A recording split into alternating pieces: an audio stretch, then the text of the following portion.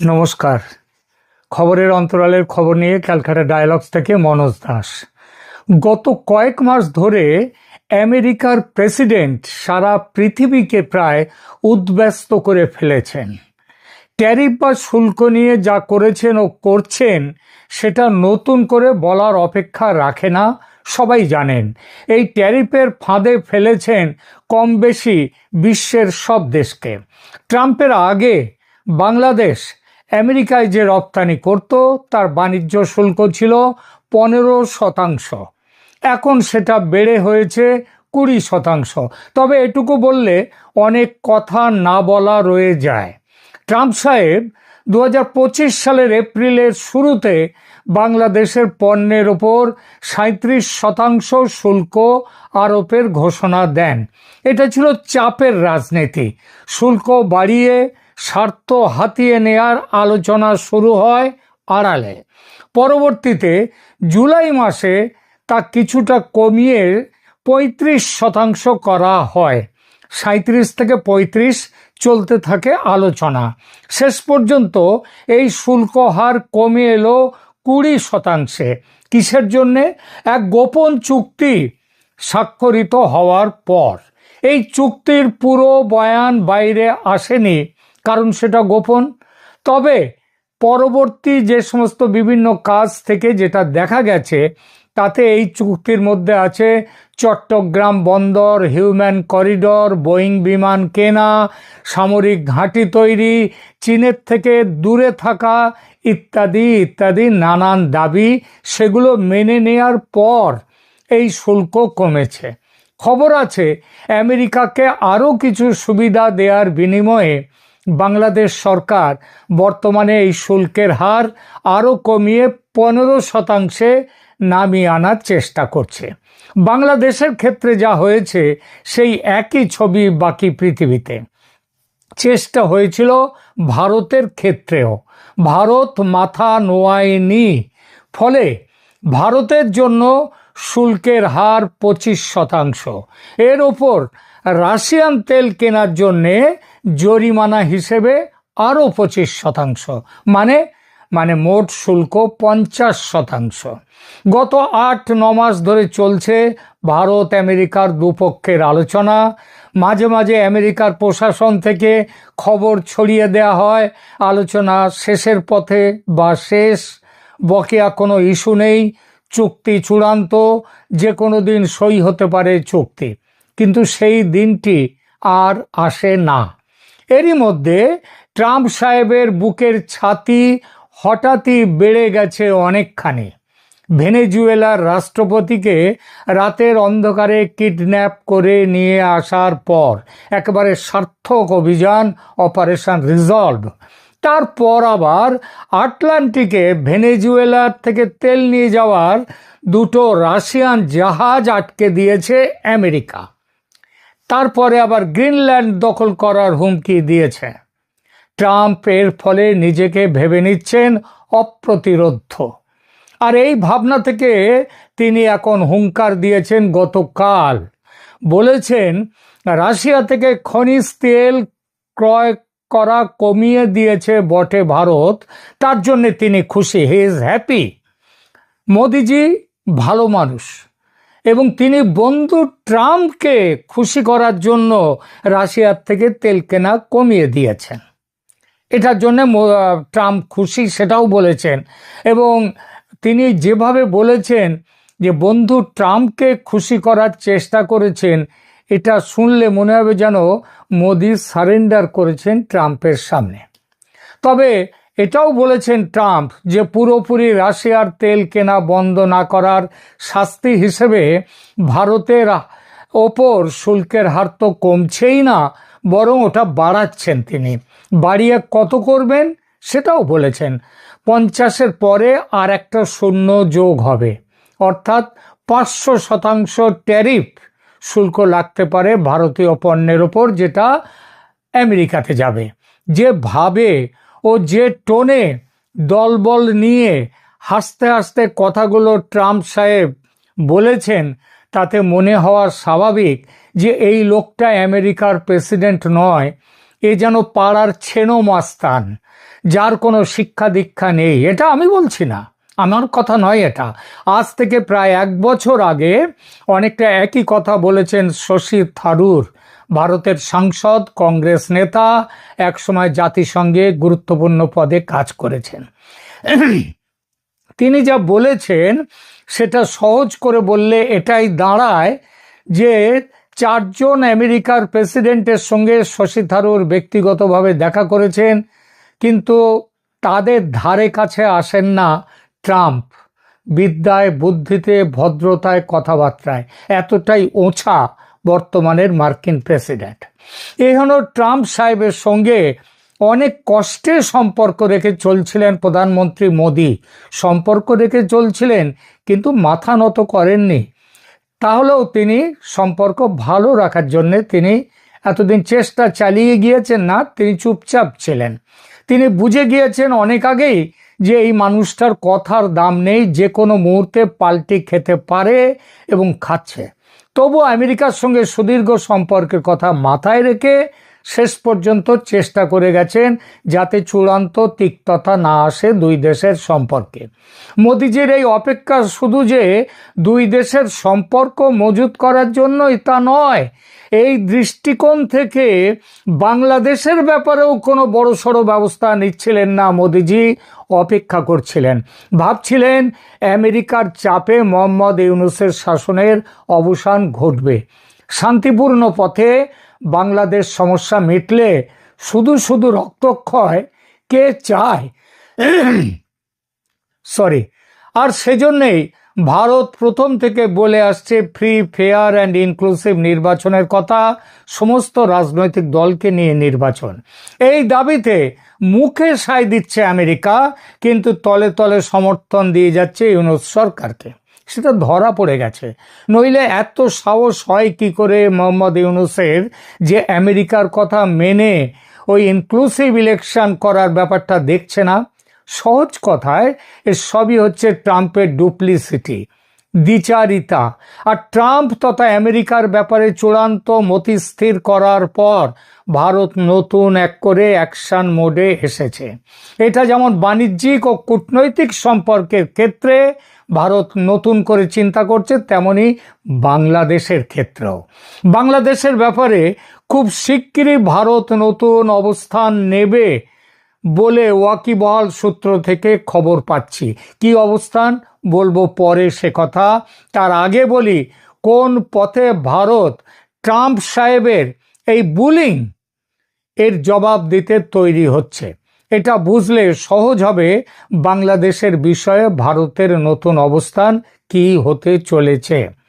500% tariff বা শুল্কের হুমকি দিয়েছেন ট্রাম্প ভারতের ওপর, এবং বিশেষ করে এই হুমকি দেওয়ার কারণ রাশিয়ার কাছ থেকে যারা তেল বা ইউরেনিয়াম কিনছে, যেমন ভারত, চীন, ব্রাজিল, তাদের ওপর চাপ সৃষ্টি করতেই এই পদক্ষেপ।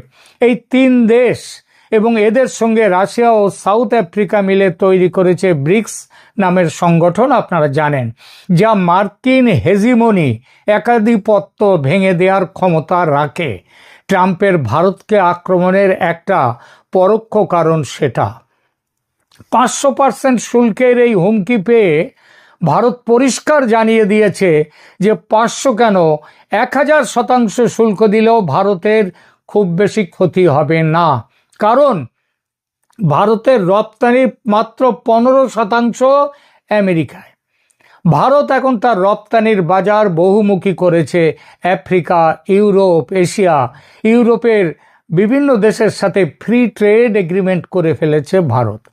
ভারত রাশিয়ার কাছ থেকে সস্তায় তেল কেনা চালিয়ে যাবে, কারণ জ্বালানি নিরাপত্তা ভারতের নিজস্ব অগ্রাধিকার। ভারতের ওপর এই শুল্ক আরোপ করলে খোদ আমেরিকার বাজারে মুদ্রাস্ফীতি বাড়বে, সেটা বাড়তে চলেছে। আর তার দায়, সেই চাপ পড়ছে আমেরিকার সাধারণ মানুষের ওপর। কারণ ভারতের ওষুধ, টেক্সটাইল, মশলা আমেরিকার বাজারে অত্যন্ত প্রয়োজনীয় এবং অত্যন্ত সস্তা। সরবরাহ বন্ধ হলে মার্কিন সাধারণ মানুষ ক্ষতিগ্রস্ত হবে। ইতিমধ্যে বর্ধিত শুল্কের চাপে ক্ষতিগ্রস্ত মার্কিন অর্থনীতি ও সেখানকার ক্রেতারা। এর ওপর 500% শুল্ক যদি ভারতীয় পণ্যের ওপরে চাপে, সেই বোঝাও কিন্তু পড়বে আমেরিকার সাধারণ মানুষের ওপর। কিন্তু সবচেয়ে গুরুত্বপূর্ণ হলো, এবার ভারত এতটাই ক্ষুব্ধ হয়েছে যে ইতিমধ্যেই পাল্টা ব্যবস্থা নিচ্ছে আমেরিকার বিরুদ্ধে। আপনারা অবাক হয়ে যাচ্ছেন শুনলে, কিন্তু মনে রাখবেন ইতিমধ্যেই আমেরিকার পথে যাত্রা শুরু করে দেয়া 130টা পণ্যবাহী জাহাজ মাঝপথ থেকে ফিরিয়ে নিয়েছে ভারত, এবং বাসমতি চাল সমেত বিভিন্ন পণ্যের রপ্তানি বন্ধ করার ইঙ্গিত দিয়েছে। আমেরিকার বাদাম বা ভুট্টার ওপর ভারতও, আমেরিকা যদি 500,000% শুল্ক চাপায়, ভারতও সেই শুল্ক চাপাবে। আমেরিকা আন্তর্জাতিক সোলার অ্যালায়েন্স ISA সেই জোট থেকে বেরিয়ে যাওয়ার সিদ্ধান্ত নিয়েছে। শুধু এই জোট থেকে নয়, আমেরিকা 66টি আন্তর্জাতিক সংস্থা থেকে নিজেদেরকে সরিয়ে নিচ্ছে। এমনকি তার মধ্যে কিছু সংস্থা রয়েছে যেগুলো রাষ্ট্রপুঞ্জের, সেখান থেকেও আমেরিকা বেরিয়ে আসছে। কেন বলছি? এগুলো নাকি আমেরিকার স্বার্থ দেখে না। সুতরাং এই জোট থেকে বেরিয়ে, যে আন্তর্জাতিক সোলার অ্যালায়েন্স, সেখান থেকে বেরিয়ে যাওয়ার সিদ্ধান্ত নেওয়াকে মনে করা হচ্ছে যে ভারতের পক্ষে বোধহয় এটা কৌশলগত ধাক্কা। কারণ এর পুরোধা ছিল কিন্তু ভারত পৃথিবীর অন্য জায়গায় সোলার যে বিদ্যুৎ ব্যবস্থা, সেটার ব্যবস্থা কিন্তু ভারত করছে, ভারত সেখানে এগিয়ে রয়েছে। তবে আমেরিকা বেরিয়ে আসার ফলে ভারত থেকে সুযোগ হিসেবে নিয়ে অন্যান্য দেশের সঙ্গে জোট আরও শক্ত করছে। আর ভূ রাজনৈতিক পরিস্থিতির ওপর ভারতের এই নতুন ভাবনা কি প্রভাব ফেলতে চলেছে একটু দেখা যাক।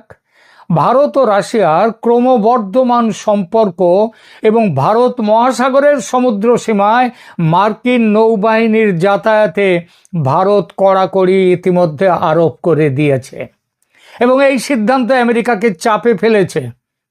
বর্তমানে বিশ্বের প্রায় 132টা দেশ আমেরিকার একতরফা নীতির বিরুদ্ধে সোচ্চার হয়েছে। ভারতের এই কঠোর অবস্থান বুঝিয়ে দিচ্ছে যে চাপের মুখে নতি স্বীকার করার বান্দা নয় ভারত, বরং নিজের শর্তে ব্যবসা করবে ভারত। এটা ভারতের শক্তিশালী বৈদেশিক নীতির বহিঃপ্রকাশ। 500% বা 1000% শুল্ক আরোপের বিষয়টি একটি ট্রেড ওয়ার বা বাণিজ্য যুদ্ধের সংকেত। ইতিহাস বলে, বাণিজ্য যুদ্ধ কোনো দেশের জন্যেই দীর্ঘমেয়াদী সুফল আনে না। এতে সেই সব দেশের, উভয় দেশের ভোক্তাদেরই খরচ বেড়ে যায়। আমেরিকা থেকে সরে এসে আফ্রিকা বা রাশিয়ার দিকে ভারতের ঝুঁকে পড়ার এই কৌশল অর্থনৈতিকভাবে অত্যন্ত বিচক্ষণ। কোনো একটা নির্দিষ্ট দেশের উপর অতিরিক্ত নির্ভরতা কমানো যে কোনো দেশের অর্থনীতির জন্যই মঙ্গলজনক। এবার আসি, ভারতের এই সিদ্ধান্ত বাংলাদেশের রাজনীতির উপরে কি প্রভাব ফেলবে। এতদিন ভারত যে অনেকটা নিষ্ক্রিয় কিংবা চুপচাপ ছিল, সেটা আমেরিকার দিকে চেয়ে, কারণ ভেবেছিল শান্তিপূর্ণ পথে ইউনূস সরকারের অবসান হলে, মানে ইউনূস সরকারের ওপরে চাপ দিয়ে সেই সরকারের অবসান হলে মিটবে সমস্যা। কারণ এই সরকারের মালিক তো আসলে আমেরিকা, তারাই ক্ষমতায় বসিয়েছে ইউনূসকে, সুতরাং তাদেরকে সরানোর দায়িত্ব আমেরিকার ওপরে পড়ে। কিন্তু ভুল ভেঙেছে ভারতের, বুঝেছে আর যাই হোক ডোনাল্ড ট্রাম্প নামের এই লোকটাকে বিশ্বাস করা যায় না। সুতরাং এবার কি করবে ভারত বাংলাদেশে? স্পষ্ট করে বলার দরকার পড়ে না। বাংলাদেশের একটা বিশাল সংখ্যক মানুষ তাদের দেশে ভারতের পক্ষ থেকে যে কোনো ধরনের হস্তক্ষেপ চেয়ে আসছে গত 1.5 বছর ধরে। যে কোনো রকম হস্তক্ষেপ, এমনকি সামরিক অভিযানও চাইছে বাংলাদেশের মানুষ। এবার সেটা করবে ভারত, এবং যার মধ্যে প্রয়োজনে সামরিক অভিযান থাকাও অস্বাভাবিক নয়। নিজের দেশের সুরক্ষা সুনিশ্চিত করতে এবং একই সাথে দক্ষিণ এশিয়াকে শান্তিপূর্ণ এবং স্থিতিশীল রাখতে যে ব্যবস্থা উচিত মনে করবে ভারত, সেটাই করবে। আমেরিকা কি বলবে বা করবে সেটা দেখবে না, আমেরিকার দিকে তাকিয়ে থাকবে না। সবশেষে আর একটা কথা, ট্রাম্পের কানে জল না ঢুকলেও আমেরিকার অভ্যন্তরে সাধারণ বা অসাধারণ বহু মানুষ, আমেরিকার সেনেট, কংগ্রেসে যারা আছেন, তারা সবাই দুশ্চিন্তায় রয়েছে যে ট্রাম্প কি শুরু করে দিয়েছেন তার জন্যে। রাস্তায় ঘাটে শুধু নয়, সে দেশের সর্বোচ্চ আদালত সুপ্রিম কোর্টে 1000-এর ওপর মামলা চলছে ট্রাম্পের শুল্ক নিয়ে, শুল্কের বিরুদ্ধে।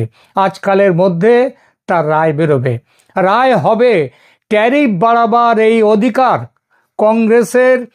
কংগ্রেসের কাছ থেকে কোনো রকম পারমিশন না নিয়ে, কংগ্রেসের প্রস্তাবে সমর্থন না নিয়ে ট্যারিফ বাড়াবার ক্ষমতা নেই আমেরিকার প্রেসিডেন্টের। এইটা হচ্ছে এই নিয়ে মামলা। সংবিধান এই অধিকার ট্রাম্পকে দেয়নি। মামলার একটাই মাত্র বিষয়, সেটা হচ্ছে এই অধিকার, ট্যারিফ বাড়াবার অধিকার, এটা ট্রাম্পের আছে না নেই। ট্রাম্প হারলে এতদিন যে অতিরিক্ত শুল্ক নিয়েছে আমেরিকা, সেসব শুল্ক, পুরো শুল্কের অ্যামাউন্ট ফেরত দিতে হবে। পৃথিবী জুড়ে আজ যে ভূকম্প এনেছেন ট্রাম্প, সেই ভূকম্পে ভারত ও বাংলাদেশের ভবিষ্যৎ যে নির্ধারিত হবে এমন ধারণা করাই যায়। তবে ওই যে বললাম, এই যে মামলা চলছে সুপ্রিম কোর্টের, আগামী কাল পরশুর মধ্যেই এটার একটা চূড়ান্ত সিদ্ধান্ত হবে, এবং সেই সিদ্ধান্ত তার উপরে নির্ভর করবে। যদি বলা যায় ট্রাম্পের শুল্ক আরোপ এটা ভুল হয়েছে, এটা করার অধিকার তার নেই, শুল্ক ফেরত দিতে হবে, আগের অবস্থায় চলে যাবে। আর যদি সেখানে বলা হয় যে না, ট্রাম্প ঠিক করেছে, সেই পরিস্থিতিতেও বাংলাদেশে ভারত তার নিজের মতে চলবে। কিন্তু তাহলেও মনে হচ্ছে, যেটা সমস্ত দিক দিয়ে যা খবর পাওয়া যাচ্ছে, ট্রাম্পের পরাজয় শুল্কের ব্যাপারে নিশ্চিত। এবং এই পরাজয়টা হলে আজকে ট্রাম্প যে বুকের ছাতি ফুলিয়ে সারা পৃথিবীকে ভয় দেখাচ্ছেন, সেটা আর করতে পারবেন না। ধন্যবাদ।